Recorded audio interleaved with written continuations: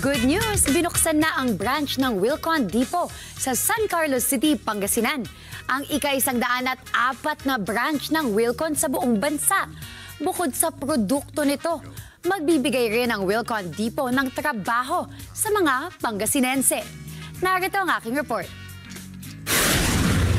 Level up na ang home and construction goals ng mga taga-Northern Luzon. With the newest Wilcon Depot branch sa San Carlos City, Pangasinan, ang 104th branch ng Wilcon sa buong bansa.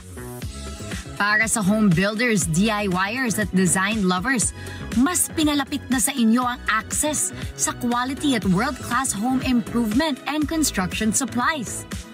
At sa bawat pagbubukas ng bagong branch, hindi lang produkto ang dala nito, kundi trabaho, economic boost at inspirasyon para sa mas magandang bahay at buhay.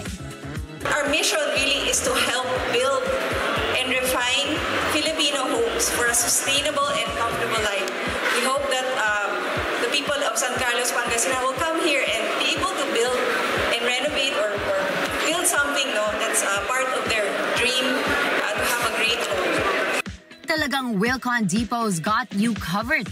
Panalo sa quality, variety at accessibility para sa mga kababayan nating Pangasinense. Kami po ay nagagalak at nagkaroon kami ng partner katulad niyo dito sa siyudad ng San Carlos na kung saan merong mapupuntahan yung ating mga kababayan, hindi na lalabas, hindi na pupunta sa ibang bayan.